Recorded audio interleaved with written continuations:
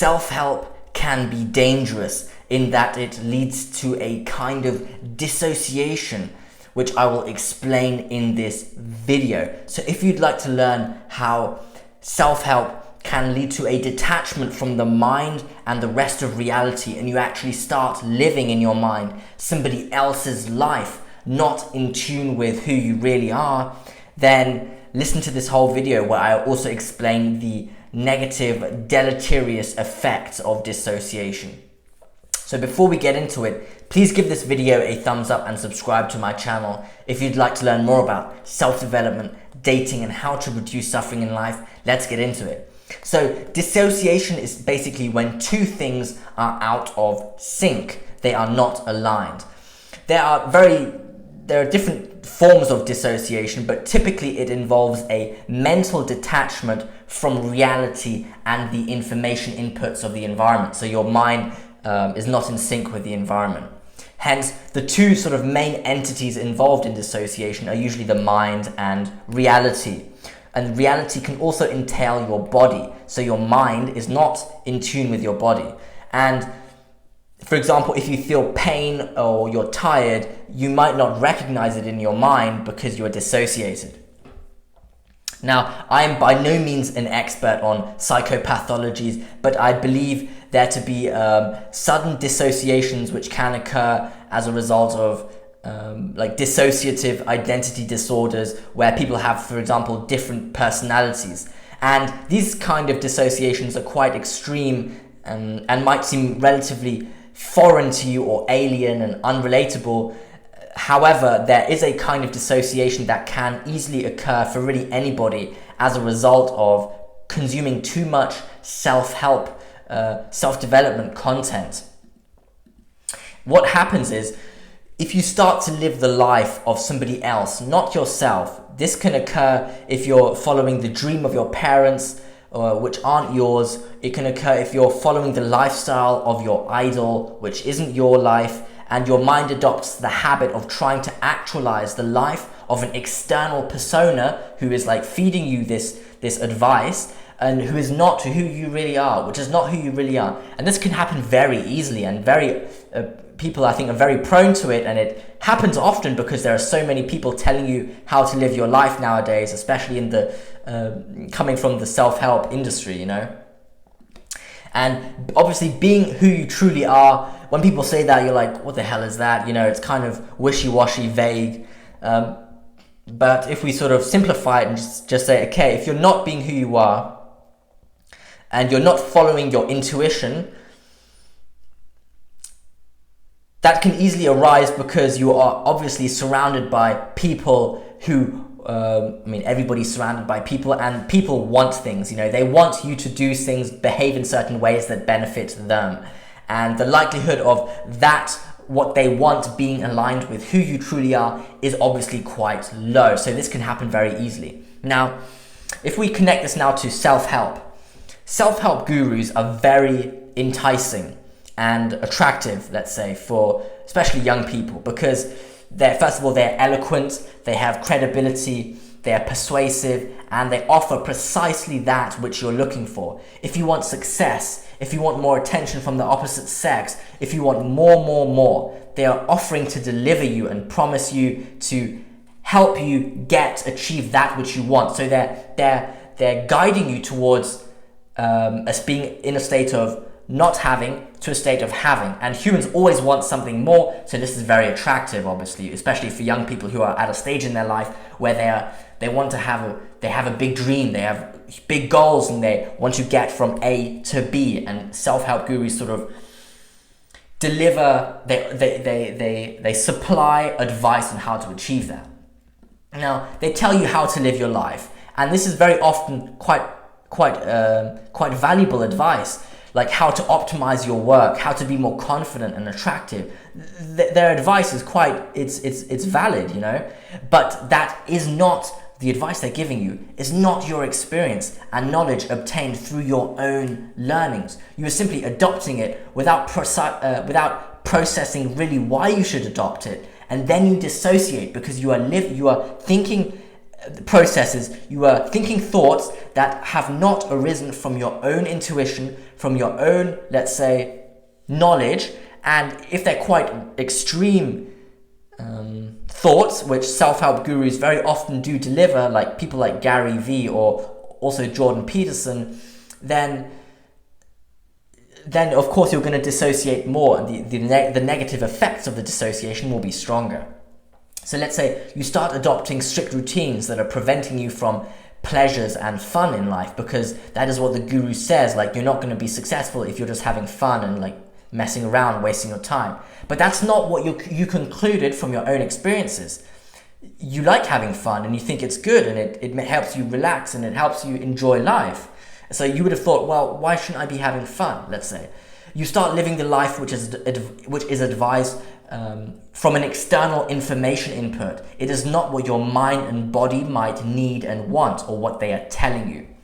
Then in your mind then, which is dissociated, you keep telling yourself repeatedly that you need to wake up at 5 a.m. or else you're a failure, like Gary Vee says. That means you don't, like, let's say you don't want your dream enough if you're not waking up at 5 a.m. Stuff like that. Or you start working 12 hours every day, 7 days a week, because that's how you become successful.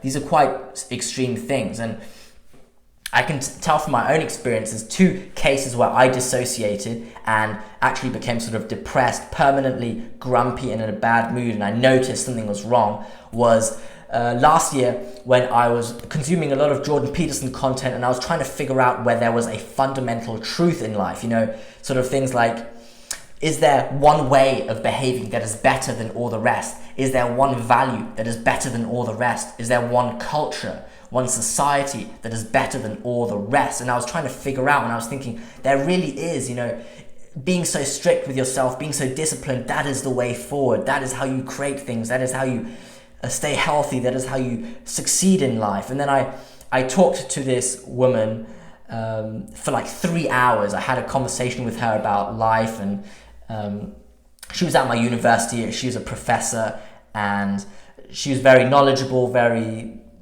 I would say, successful in her own way. She had a background in law, and she was starting a new project at university in regards to innovating the university.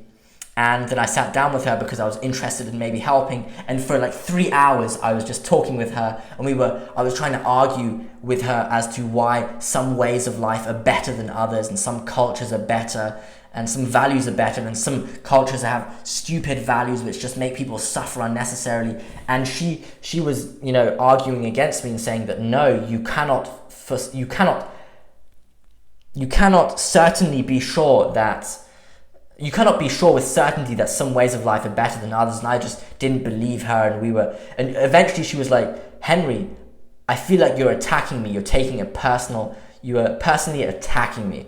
And I was like, no, I'm not trying to do that. I'm trying to figure out. And I was actually kind of shocked while she said it. And something was going on in my head. I was like, Henry, you're going too far right now.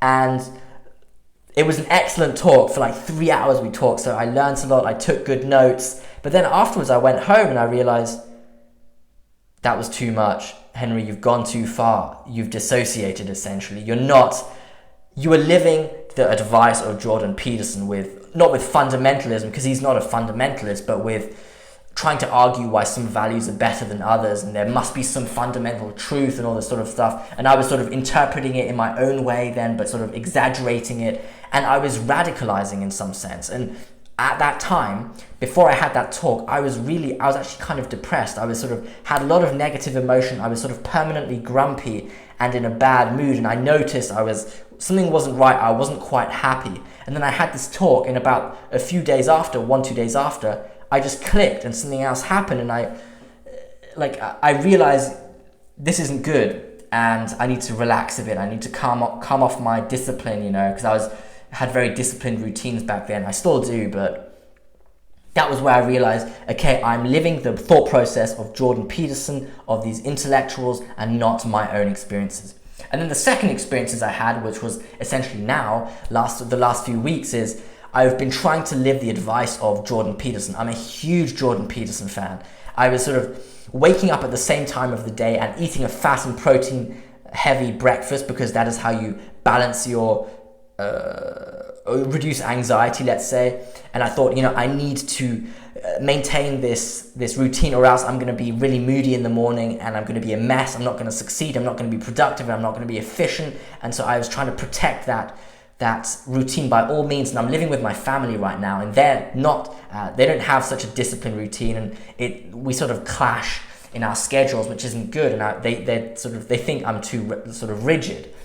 And then another thing is I'm trying to educate myself ASAP, as much as possible. I'm trying to watch as many YouTube videos, take notes, trying to internalize it. I'm making YouTube videos every single day, also internalizing this. And then also Jordan Peterson's sort of message that life is suffering, which I actually disagree with, in that it is a significant portion of life is suffering, but it is not all suffering, which is what Jordan Peterson actually communicates. He says it's all suffering, but it's not, in my eyes. And I was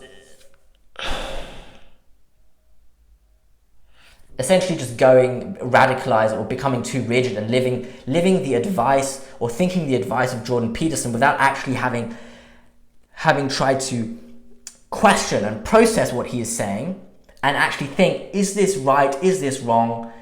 Do I believe this? Do I not believe it? And then actually internalizing the good stuff and throwing out the rubbish. But I wasn't doing that. I was just internalizing everything.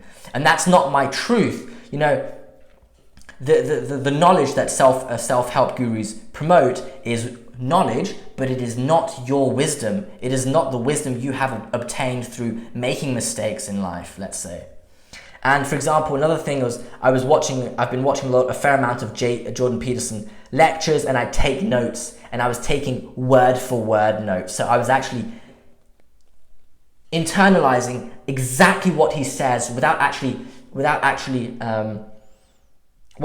processing it myself.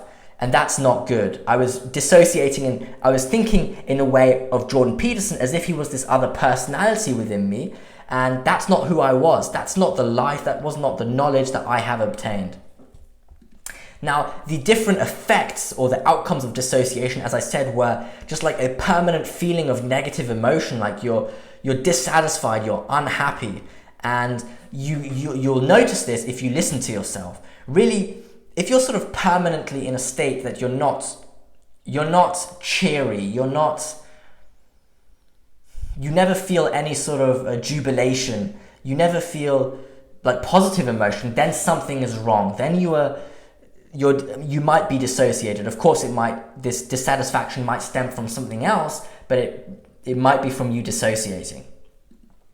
Now, a reason why we're so attracted to self-help gurus is because they're so potent and persuasive, and they offer you a simplified map of reality, which you obviously really want, because the complexity of reality is existentially anxiety provoking, because life is so complex, you just don't know what to do, and they offer you some sort of map of how to navigate, how to behave, how to conduct yourself in the world. And obviously, if that can fix your anxiety, then you'll gravitate towards it. You'll fall for it, and that's the danger of it. How you can easily dissociate, because what you're doing is you're falling for a quick fix against your anxiety, existential anxiety. But then, if you become too rigid, you actually dissociate then, and then you have other problems, which isn't really better by all means. Yeah. So in conclusion, self-help gurus supply knowledge and knowledge and advice on how to conduct yourself in life, which is very attractive, especially to young people, because it is advice on how to become successful, how to become more attractive, etc., how to become more confident, and you can easily fall for it and actually just internalize exactly what they're saying without actually processing it and criticizing and evaluating it. And then you start to think in a way that is what Gary Vee thinks, it's what Jordan Peterson thinks, it's what Tony Robbins thinks, and not what you think. It is not based on your own experiences, on how your body feels, what your body actually might need. Because also, people are so idiosyncratic and individual, if you work better in the afternoon than in the morning, then you don't have to wake up at 5 a.m. If you get tired like me very quickly, then you need to relax, you need to work less, you need to take more breaks, and think for yourself. It's so important to think for yourself and listen to your body and what you really need, because you don't want to be living the advice of somebody else. It's just not. People like Carl Jung have said this, that you should be living your life, not the life of somebody else. And with these self-help gurus, even though they don't actually have the intention to make you live their life, it's very easy to interpret their advices. You should live like how they're living, live like what they're promoting, be like them, which is not necessarily what they're actually telling you. They're simply giving you tips instead of like forcing you to live it a certain way. Yeah. So, and when you dissociate, when your mind starts thinking like it's somebody else, like what Gary Vee is telling you, Jordan Peterson is telling you, then psychopathologies can arise, let's say, and you want to avoid that. So I hope you enjoyed this video. Please give it a thumbs up and subscribe to my channel if you'd like to learn more about self-development, dating, and how to reduce suffering in life. Thank you for listening.